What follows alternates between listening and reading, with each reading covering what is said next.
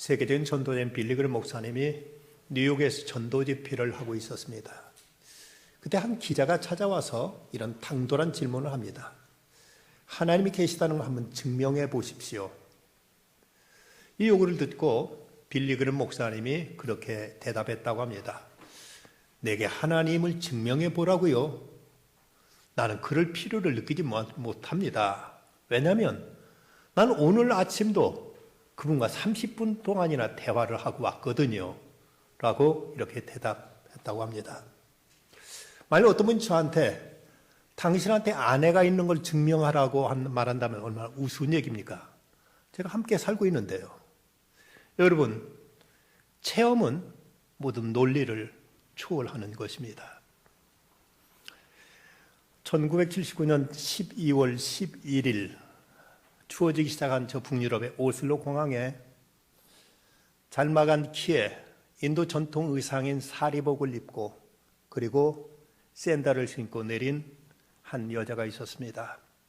바로 그 유명한 마더 테레사죠.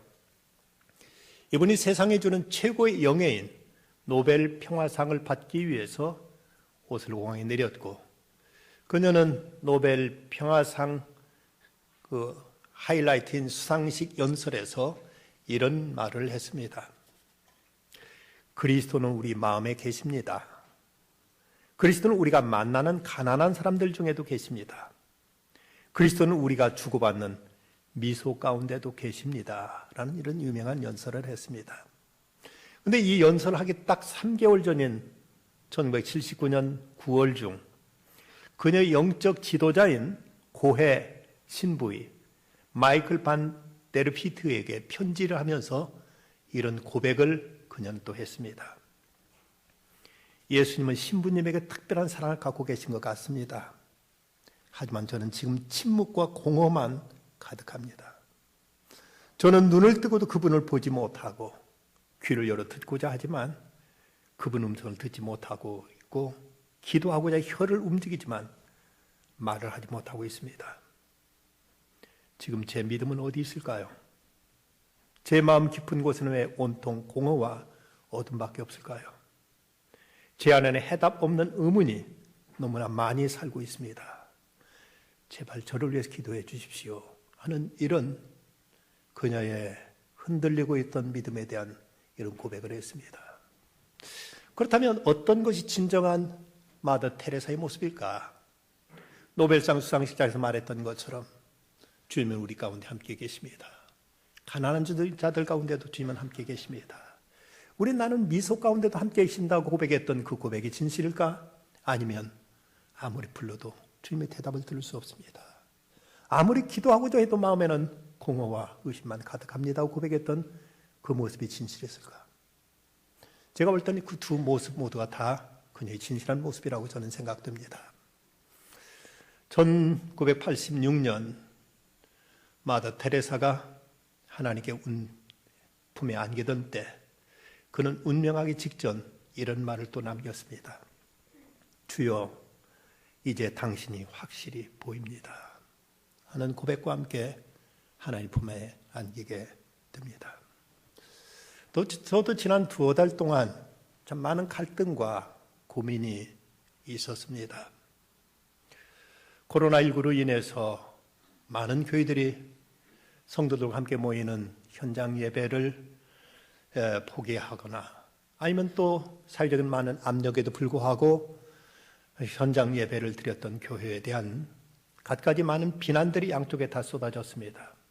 그 가운데 하나, 현장 예배를 고집했던 교회들에 대한 비난 가운데는 왜 그렇게 교회가 반사회적이냐 하는 이런 비난이 있었고 또 현장 예배를 포기하고 온라인 예배를 대체한 교회에 대해서는 왜 그렇게 교회가 믿음이 없느냐 하는 이런 비판 또한 함께 있었습니다. 저는 이것은 썩 바람직하지 않은 이런 비판이라고 생각합니다.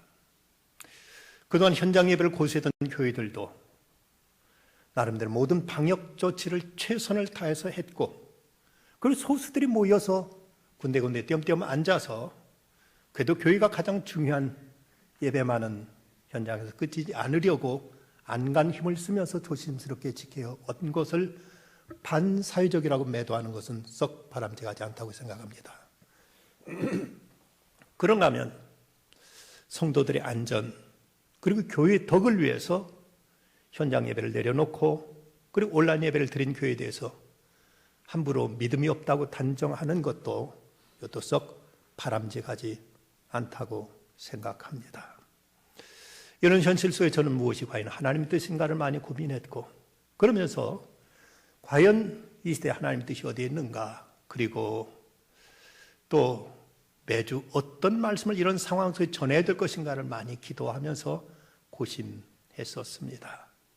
한편 교회가 약해지면 우리가 그동안 계속 해오던 선교며 사회 봉사며 어려운 교회에 대한 지원 같은 것은 어떻게 될까 하는 염려도 없지 않았고 특별히 어려운 영세교회들을 과연 앞으로 어떨까에 대해서 많은 염려도 없지 않아 있었습니다. 선교학자 노만 그럽은 이런 말을 했습니다. 세상은 결코 언제든지 교회에 대해서 박수치진 않는다. 교회가 잘하는 것 당연한 일입니다. 교회가 못하는 일 있을 수 없는 일입니다. 교회가 그동안 이 사회에 끼친 덕이 얼마나 큰데도 거기에 대해서 사회로부터 특별한 어떤 찬사를 들어본 적은 없습니다. 저 태안 앞바다에 기름이 유출됐을 때 개신교 크리스찬이 가서 봉사한 숫자들이 전체의 90%가 훨씬 넘습니다.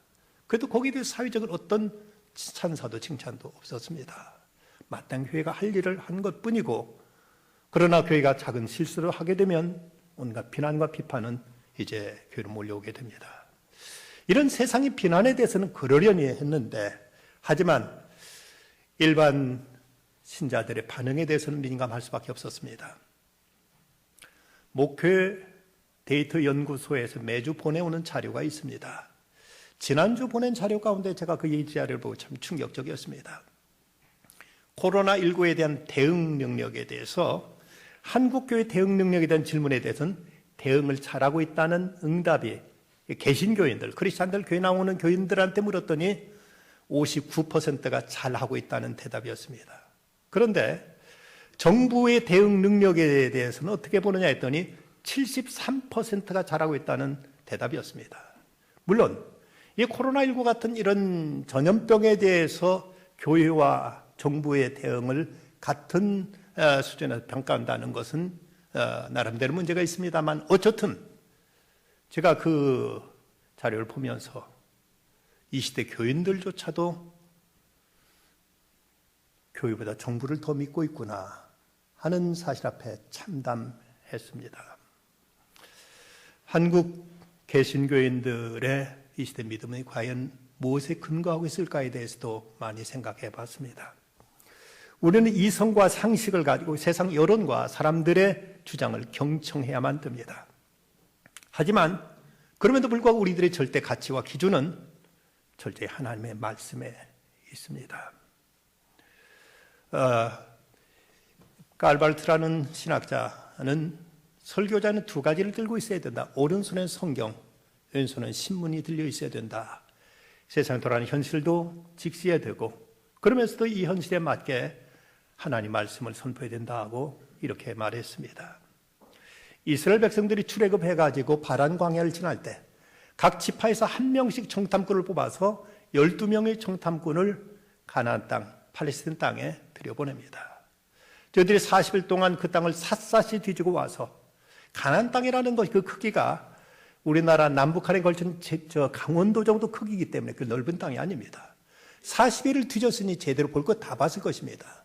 그리고 돌아와서 보고한 그 보고 내용을 보면 10명의 정탐꾼들은 뭐라고 했는가 하면 안 된다. 우리는 도저히 그곳을 점령 못한다.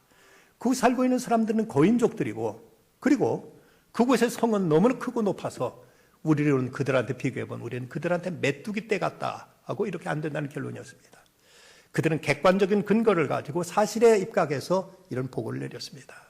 하지만 여호수아 갈렙은 올라가자 능히 우리가 취하리라 하고 담대히 외쳤습니다. 여러분 분명 여기서 여론조사에 하면 10대 1로서 전혀 비교의 대상이 되지 않았습니다. 하지만 여호수아 갈렙도 분명 그들이 현실을 보았지만 저들이 보았던 한 가지가 더 있었습니다. 하나님 말씀이었습니다. 하나님의 뜻이었습니다. 저들은 하나님의 약속의 근거에서 올라가자 우리가 능히 취하리라고 이렇게 담대히 외칠 수가 있었던 것입니다. 저는 오늘 한국교회를 보면서 많은 아픔이 있습니다. 한국교회의 여러 가지 많은 연약한 점들, 많은 문제점들 보며 가슴 아파하기도 합니다. 하지만 저는 분명히 제 나름대로 제 양심을 고백하는 것은 이것은 약함이지 악함은 아니라고 저는 생각하고 있습니다. 분명 우리가 부족함이 많이 있습니다. 우리가 많은 약한 모습들이 있습니다. 하지만 근본적인 악에서 출발했다고 생각하지 않고 어떤 악함으로 세상에 대처하고 있다고 저는 믿지는 않습니다. 이런 현실 속에서 왜 하나님이 이런 재난을 우리에게 허락하셨고 이걸 통해서 하나님께서 이루시기를 원하신 뜻이 무엇인가를 가지고 많이 기도하면서 나름 몸부림쳤습니다. 네, 지난 주일날 새벽기도 마치고 주일 예배가 오전 11시 한 번 있었기 때문에 아침에 잠깐 좀 주변 걸으면서 기독교 방송을 듣다가 한 말씀이 제 귀에 꽂혔습니다. 너희를 향한 나의 생각은 내가 안 하니 재앙이 아니라 평안이요 장래의 소망을 주려는 것이다. 하나님은 이 일을 통해서도 교회를 정화시키시고 교회를 온전케 하시고 깨끗게 하시고 교회를 새롭게 하시고자 하시는 하나님의 섭리가 분명 계신다. 이것까지도 하나님의 숨은 자비하신 뜻이 있다고 저는 깨닫고 하나님께 감사드렸습니다. 성 어거스틴이 저 북쪽에 있는 오트족들, 야만인들에 의해서 신성 로마 제국이 무너진 그 모습을 봤을 때 참담한 심정 속에서 그는 괴로워하고 고민하고 하나님께 부르짖어 기도합니다. 그리고 오랜 그의 통찰과 기도와 영적인 나름대로 분별력을 통해 썼던 책이 세계적인 명저인 City of God, 신의 토성이라는 그 유명한 책을 씁니다. 그 책에서 어거스틴은 그런 말을 하지요. 사람의 손으로 세운 세상 나라는 무너질지라도 하나님이 세우시는 하나님의 나라는 새롭게 세워져 가고 있다. 인간 눈으로 보여지는 신성 로마 제국, 하나님을 섬기는 나라지만 이 나라가 비록 무너질지라도 하나님의 역사, 하나님의 뜻은 어김없이 이 땅에 이루어진다고 어거스틴은 그렇게 고백했습니다. 예수님께 공생의 3년 동안 제자들 12제자를 택하셔서 그들과 동고동락하시면서 그들에게 정성을 다 쏟으시고 그들을 훈련시키셨습니다. 그런데 막상 예수님이 십자가에 못 박히실 때 되자 저들은 그야말로 오합지졸들이었습니다. 그 누구 하나도 예수님과 함께 십자가에 못 박히겠다, 예수님을 지키려고 나섰던 제자가 아무도 없었습니다. 그런데 예수님께서 무참히 십자가에 못 박히시고 이걸 다 끝났는가 했는데 예수께서 부활하십니다. 이제 부활하신 예수님이 하실 가장 급선무는 뭘까? 어쨌든 저들을 통해서 이 땅에 그리스도의 교회를 세우고 이 땅을 변화시키길 원하시는 주님이 뜻이었다면 조직을 정비하는 일이었을 것입니다.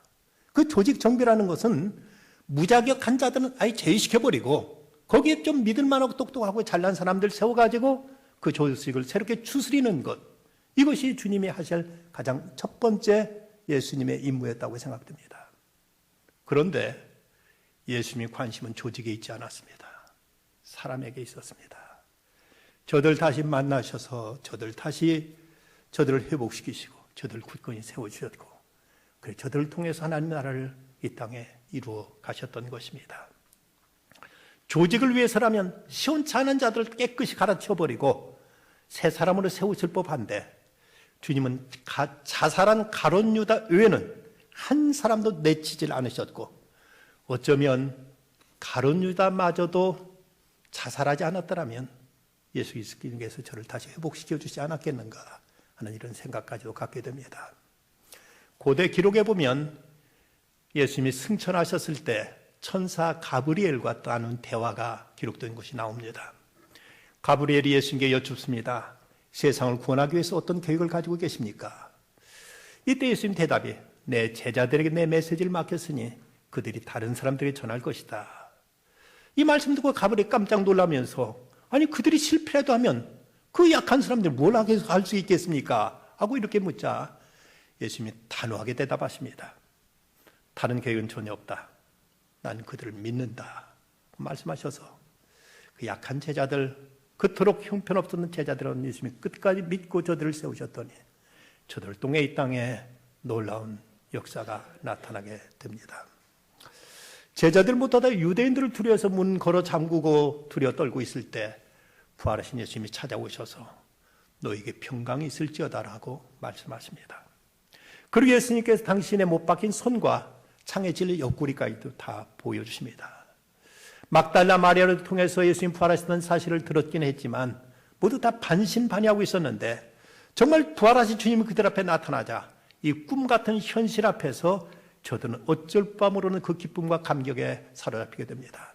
그런데 마침 그때 오늘 말씀에 나오는 도마는 그 자리 현장에 함께하지 않았습니다.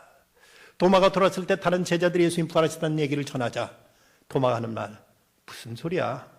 나는 그분 창에 찔린 옆구리 손 넣어보지 않고 못 박힌 손 만져보지 않으면 믿지 않아 하고 이렇게 딱 잘라서 얘기합니다. 사실 이 도마는 실증주의자입니다. 예수님께서 요한복음 14장에 보면 내가 어디로 가는지 그 길을 너희가 아느니라고 말씀하시자 다른 제자들은 다 가만히 있는데 유별나게 도마가 따지듯이 묻습니다. 주여, 어디로 가신지 우리는 알지 못하고는 그 길을 어찌 알겠습니까? 라고 이렇게 예수님께 캐묻자 예수님께서 이때 참 귀한 말씀 들려주셨죠. 내가 곧 길이요 진리요 생명이니 나로 말미암지 않고는 아버지께로 올 자가 없느니라.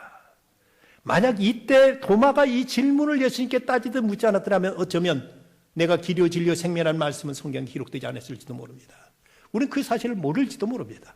어쨌든 도마가 그가 예수님께 구체적으로 그 이유를 묻고 근거를 예수님께 물었을 때 예수님 여기에 대해서 불쾌하시거나 책망하지 않으시고 예수께 친히 말씀하심으로 이 귀한 진리를 우리는 배울 수 있게 된 것입니다. 도마가 예수님 부활을 믿지 못한 이유는 어디 있을까? 그 첫째는 하나님 말씀에 대해서 그는 잘 몰랐기 때문입니다. 오늘 말씀 앞에 나오는 20장 9절 말씀, 그들은 성경에 그가 죽은 자 가운데 다시 살아나야 하리라 하신 말씀을 아직 알지 못하더라. 예수님께서 부활하시라는 말씀은 구약 성경에도 여러 번 나타나 있고 그리고 가이사랴 빌립보에 가셨을 때도 예수님은 순환에 대해서 말씀하신 다음 저들이 가셨던 말씀 가운데 제3일에 살아나야 할 것을 제자들에게 나타내셨다고 성경은 언급하고 있습니다. 이미도 여러 차례 예수님 부활을 하실 걸 말씀하셨지만 제자들의 관심이 예수님의 고난이나 부활에 대한 전혀 관심이 없다 보니까 그 얘기를 그냥 귀넘겨 듣고 말았습니다. 전혀 말씀을 들으려고 하지 않았고 이 말씀은 흥미가 없다 보니까 그 말씀 마음에 새기지 않았던 까닭에 말씀을 듣고도 저는 그 말씀에 대해서 이해하지 못하고 있었던 것입니다. 또한 도마가 예수님 부활을 믿지 못했던 이유는 다른 제자들과 함께 있지 않았기 때문입니다. 오늘 말씀 24절 12 제자 중 하나로서 디두모라 불리는 도마는 예수가 오셨을 때 함께 있지 아니한지라. 도마는 개성이 강하고 유별나서 다른 제자들 모두 다 함께 같이 모이는데 도마는 저들과 함께 있는 것이 뭔가 싫었던지 그는 나가서 개별 행동하고 있었습니다. 요즘 튀는 세대라서 그래서 다른 사람과 똑같이 행동하면 존재감을 드러내지 못한다고 해서 유별나게 다 자기는 뭔가를 특별하게 자신을 드러내고 가시려는 이런 경향이 있는데 바로 도마도 그런 성격이었던지 함께 어울리지 않다 보니까 제자들 모인 곳에 예수님이 부활하시고 찾아오셨을 때 그는 예수님을 뵙지 못함으로 부활을 믿지 못하게 된 것입니다. 또 하나의 잘못은 다른 사람들의 증거를 받아들이지 않은 것입니다.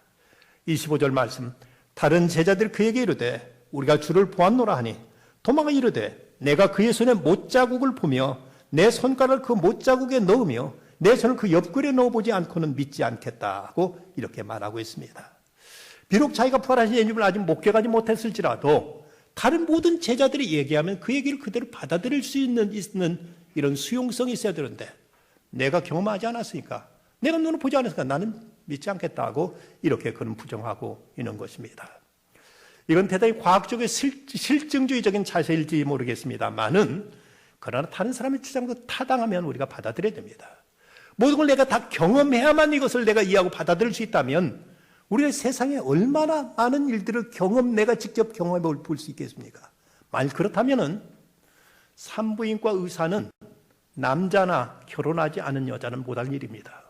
저들이 자식 안 낳아보고 나서 어떻게 남 자식 낳는 일을 이러쿵저러쿵 말할 수가 있겠습니까?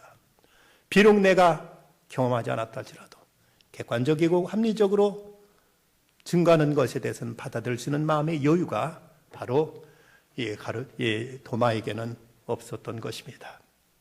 그런데 참 감사하게도 부활하신 예수님이 다시 8해 만에 도마가 있는 자리에 예수님이 찾아와 주십니다.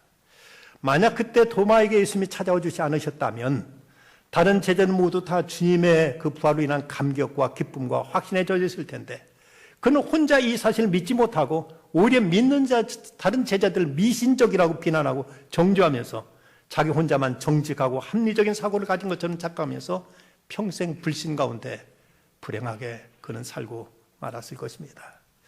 도마가 공동체에 모인 곳에 돌아왔을 때 부활하신 예수님을 뵙게 되지요. 주님은 2-3사람이 내 이름 모인 곳에 내가 거기서 함께하리라 말씀하신 것처럼 우리는 공동체를 소중하게 여겨야만 됩니다. 주님은 도마와 다른 제자들이 함께 모인 곳에 찾아오셔서 너에게 평강이 있을지어다 말씀하시고 그리고 도마에게 특별히 내 손을 내밀어 내 창자국을 보고 만져보고 그리고 못 박힌 손 보고 그리고 믿는 사람이 되라 하고 말씀하십니다. 여기서 예수님은 믿음에 대해서 3가지로 교훈하십니다. 먼저 믿는 사람이 되라. 믿음 없는 자가 되지 말고 믿는 사람이 되라. 내 손가락 이리 내밀어 내 손을 보고 내 손을 내밀어 내 옆에 넣어보라. 그리하여 믿음 없는 자가 되지 말고 믿는 자가 되라 하고 말씀하십니다. 이 말씀은 절대적인 명령으로 이것은 믿지 못하는 것에 대한 책망이라기보다는 그가 믿게 되기를 간곡히 바라시는 주님의 소원이 담겨있는 이런 당부요, 이런 그에게 그 충고하는 이런 말씀입니다. 우리에게 무엇보다 중요한 것은 바로 믿음입니다. 예수님은 막달라 마리아에게 처음 나타나셨을 때 막달라 마리아가 라보니여 하고 예수님께 달라들자 예수님은 그때 하신 말씀 나를 붙들지 말아라. 내가 아직 아버지께로 올라가지 아니하노라 하시면서 손을 대지 못하게 하셨는데 어쩐 일을 도마에게만은 직접 네가 만져보고 그러고라도 믿는 사람이 되라 하고 말씀하십니다. 신학자 반 뷰레는 말하기를 예수 부활 이전에는 그리스도인이 없었다고 말하면서 그리스도의 신앙은 철저히 그리스도의 부활을 기점으로 이것을 믿음으로 가능하다고 이렇게 주장한 바가 있습니다. 또 하나 이제 보지 못하고 믿는 자가 복이 있다고 말씀하십니다. 29절 말씀 예수께 이르시되 너는 나를 본고로 믿느냐 보지 못하고 믿는 자들은 복이 있다고 말씀하십니다. 믿음을 얻게 되는 과정 가운데 하나는 보아야 믿는 형태로서 어떤 현상적으로 증명될 수 있는 것만 믿겠다는 이런 모종의 이적을 요구하는 믿음이 있는가 하면 또 하나는 어떤 기적적인 사건을 보지 않고도 믿는 이런 단순한 믿음도 있습니다. 예수님의 그 메시아를 믿지 못한 사람들의 구실 가운데는 예수님이 이 땅에 오신 구약시대 사람들은 메시아가 온다고 약속은 있지만 오지 않았는데 어떻게 믿느냐는 이런 핑계가 있었고 예수님 오시던 그 시대는 그분이 예수님의 그 메시아인지 어떻게 아느냐고 이렇게 핑계된 사람들이 있었고 예수님이 오신 다음에는 그 옛날에 오시다는데 그것이 그분이 메시아라는 걸 뭘로 증거하느냐고 이렇게 여러 가지 많은 갖가지 구실로 믿지 못하는 사람들이 있지만 그러나 오늘날 또 이 시대에 얼마나 많은 사람들이 그리스도께서 메시아로 이 땅에 오셨다는 사실을 믿고 그 안에서 이제 자기 영혼을 구원하며 생명을 이끌고 있습니까? 어거스틴은 말을 했습니다. 우리는 때로 보지 못하는 것을 믿는다. 그리고 그 보상으로 믿는 바를 보게 된다. 우리는 보지 못하는 것을 믿게 될 때 우리는 믿음으로 보지 못하는 것을 보게 된다는 유명한 말을 합니다. 또 하나 믿어야 생명을 얻는다고 말씀합니다. 31절 말씀 오직 이것을 기록하면 너희로 예수께서 하나님의 아들 그리스도를 믿게 하려 하며 또 너희로 믿고 그 이름을 힘입어 생명을 얻게 하려 함이라. 성경을 기록한 목적이 바로 예수가 하나님의 아들 그리스도를 믿게 하려 하며 그리고 믿을 이유는 그 너희로 믿고 그 이름을 힘입어 생명을 얻게 하려 함이라고 말씀하고 있습니다. 우리에게 중요한 것은 바로 이 믿음입니다. 그래서 일찍이 공자 선생님도 무신불립이라는 말을 썼습니다. 없을 못자 믿을 진짜 아니 불자 설립자. 믿지 않으면 나라도 서지 못하고 믿지 않으면 가정도 서지 못하고 믿음이 없다면 이 사회가 설 수 없다고 공자 선생님도 그런 말씀을 남기셨습니다. 오늘 구약의 말씀 이사야에서 보면 만일 너희가 굳게 믿지 아니하면 너희는 굳게 서지 못하리라고 이렇게 말씀하고 있습니다. 그렇다면 우리가 뭘 믿어야 될 것인가? 먼저 하나님의 사랑과 그리스도를 통한 구원을 믿어야만 됩니다. 예수님께서 나는 너희는 마음에 근심하지 말라. 하나님 믿으니 또 나를 믿으라고 말씀하셨습니다. 하나님 믿고 또 주님을 믿어야만 됩니다. 칼발트는 그리스도는 우리 믿음의 대상이 아니라 우리 믿음의 주체라고 말씀했습니다. 그리스도 말미암아 우리는 하나님을 알게 되고 구원을 알게 되고 그리고 하나님의 깊은 섭리와 은총을 우리는 깨닫게 되는 것이지요. 사람들은 눈으로 확인해야만 그 존재를 믿는다고 말하지만 세상에 사랑이라는 건 눈으로 보이는 것은 아님에도 우리는 사랑을 인정합니다. 정의라는 것, 평화라는 것, 그리고 양심이라는 것, 천국이라는 것, 눈으로 확인할 수 있는 것이 아닙니다. 하지만 우리는 누구도 그 실제를 의심하지는 않습니다. 독일 뮌헨 근교에 있는 다카우라는 곳에 2차 대전 당시 유대인 수용소 벽에 이런 글이 적혀 있습니다. 나는 태양이 빛나지 않을 때도 태양이 있음을 믿는다. 나는 사랑을 느끼지 못할 때도 사랑이 있음을 믿는다.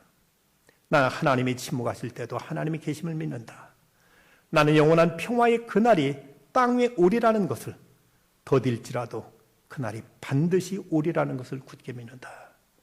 그 지옥과 같은 그 나치의 그 박해 속에서도 한 경건한 성도는 어려운 현실 속에도 하나님 나라가 다가옴을 그는 확신하고 이런 글을 썼던 것입니다. 또 하나 우리는 하나님 말씀을 믿어야 됩니다. 오늘 말씀 31절 오직 이것을 기록하면 너희로 예수께 하나님의 아들 그리스도를 믿게 하려 하며 또 너희로 믿고 그 이름을 힘입어 생명을 얻게 하려 함이라. 성경을 기록한 목적이 예수가 하나님의 아들이시고 그리스도이심을 믿게 하려 함이라고 했는데 바로 이 성경을 믿어야만 그리스도가 하나님의 아들 되시고 우리 구세주임을 우리 깨닫게 되는 겁니다. 하나님은 우리에게 역사를 통해서도 계시하시고 하나님 때문에 우리들의 양심을 통해서도 계시하시지만 가장 확실한 계시는 바로 성경입니다. 이 성경을 통하지 않고는 우리가 하나님을 알 수 없고 그리스도를 믿을 수 없기에 우리는 성경을 믿어야 됩니다. 또 하나 우리는 할 수 있는 대로 사람도 믿을 수 있어야만 됩니다.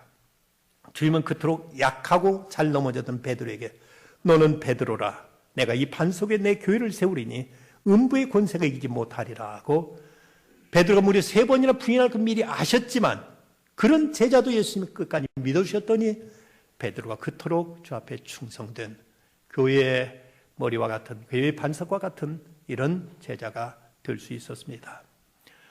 미국의 유명한 제너럴 일렉트릭의 대표적인 CEO 잭 웰치가 어렸을 때 그토록 장난이 심하고 공부도 잘 못해가지고 모든 사람들로부터 구박받고 자랐습니다.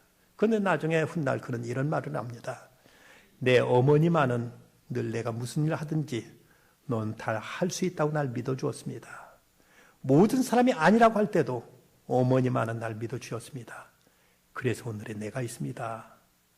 누군가 한 사람쯤이라도 나를 믿어준 사람이 있을 때 우리는 거기서 자신을 신뢰할 수 있게 되고 그러면서 희망과 또 자기 자신을 키워갈 수 있는 것입니다.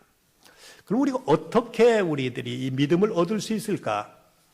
한동대학교 기독교 변증 사역연구소 소장인 김기호 교수는 이런 말을 했습니다. 믿음은 하나님의 선물입니다.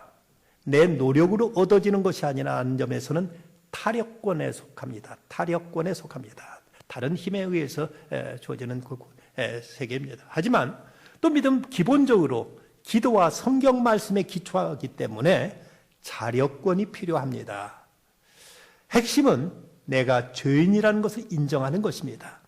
내가 죄인이며 결국 지옥에 떨어질 존재라는 것을 인정해야 그래야만 죄성을 인식할 때 믿음의 선물로 주어집니다. 내 자신의 한계를 알아야 되죠. 내가 하나님의 그 거룩하신 심판 앞에 도저히 이 모습으로 설 수 없다는 것을 겸손히 인정할 때 우리는 그리스도를 의지하게 되고 그리스도를 믿고 그러면서 우리는 영원한 세계를 누릴 수 있게 되는 것입니다. 세계적인 문학가인 톨스토이가 18살 때 그는 대학을 스스로 중퇴해버리고 그리고는 어렸을 때부터 믿어보던 기독교 신앙을 저버립니다. 러시아 최고의 작가가 되었고 그리고 러시아의 정신적인 지도자의 자리에 올랐지만 삶의 문제, 죽음의 문제에 대한 그 신비를 풀지 못하고 그는 심각한 고민에 빠져 있다가 자살까지도 생각합니다. 어느 봄날 숲길을 거닐다가 그는 놀라운 종교적인 어떤 체험을 하게 됩니다. 그때 그는 자기 고백이 그리스도를 보드카를 마시듯 한숨에 삼켜버렸다고 그는 이런 표현을 썼습니다. 그러면 이런 말을 남기죠. 지성으로만 어떤 대상에 접근하면 그 대상의 진정한 의미는 희미해진다. 하나님을 생각하며 모든 것에 활기가 스며들었고 의미가 부여되었다. 하나님 찾고 비춰진 빛은 결코 날 떠나지 않았고 내 내면과 주변에서 지금껏 일어난 생명보다도 더 강했다고 이렇게 고백합니다. 지난 3월 달인가 생명의 삶에 나온 그 묵상 자료집에 그런 얘기가 소개됩니다. 이재철 목사님이 오래전 자기 아들 승훈이가 어렸을 때 미국에 그 아들을 데리고 미국에 여행할 수 있는 기회가 모처럼 주어졌다고 합니다. 근데 그 당시만 해도 비자가 잘 나오지 않던 때였는데 그 빨리 이제 수속을 해야 되는데 비자를 만들고 여권을 이제 만들기 위해서는 사진을 찍어야 돼서 아들한테 사진 찍으러 가자고 했더니 아들 녀석이 화를 내면서 오늘 하필 지금 친구하고 놀러 가기로 했는데 왜 오늘 가야 돼요? 하고 이렇게 불만을 터뜨더랍니다. 이때 이제 전 목사님 아들한테 이렇게 달랬다고 합니다. 앞으로 아빠가 가끔은 이유를 말할 수 없을지라도 그 일이 널 위해서란 것은 많은 말할 수 있다. 한번 생각해봐라. 아빠가 지금까지 내게 뭘 하라고 한 것 중에 결과가 내게 좋지 않은 것이 하나라도 있었느냐? 아빠를 믿고 같이 가서 사진 같이 찍자. 이유는 곧 알게 될 테고 너도 굉장히 기뻐할 거다. 미리 들려주지 않은 이유는 혹시라도 이제 그 비자가 캔슬되면 아이가 받게 될 실망과 상처 때문에 이제 그것은 비자 나오면 가르쳐 주려고 그냥 사진 찍으러 가자 했더니 친구하고 약속했는데 왜 가자고 해요 하고 불만하는데 아빠 이렇게 달렸더니 아들이 아빠 말 듣고 따라서 사진 찍고 비자 신청했습니다. 근데 비자가 정말 나왔습니다. 그 비자를 그 사진 찍은 이유가 바로 미국을 같이 아빠랑 여행하기 위한 사실을 깨달았을 때 야, 이는 뛸 듯이 기뻐하며 그토록 좋아했다고 합니다. 때로 하나님께서도 우리에게 무엇인가 미리 모든 걸 다 알려주시지 않고 말씀하실 때가 있습니다. 왜 이래야 되는지, 무엇 때문에 이런 고난이 있는지 우리는 다 미처 몰라서 하나님 앞에 원망도 불평도 하나님께 때로는 의심도 할 때가 있습니다. 하지만 어느 날 그 하나님의 숨은 뜻을 깨닫고 보면 이렇게 크신 하나님의 사랑이 여기 있었구나. 하나님 그 은총과 자비가 여기 있었구나 비로소 깨닫고 기쁨과 감격 속에 받아들일 날이 올 것입니다. 시인 나태주가 쓴 예쁜 기도라는 이런 짤막한 시가 있습니다. 다만 공손히 고개 숙인 이마, 다만 곱게 내려 감은 눈썹, 다만 아멘으로 답하는 입술, 예쁘다. 다만 예쁘다.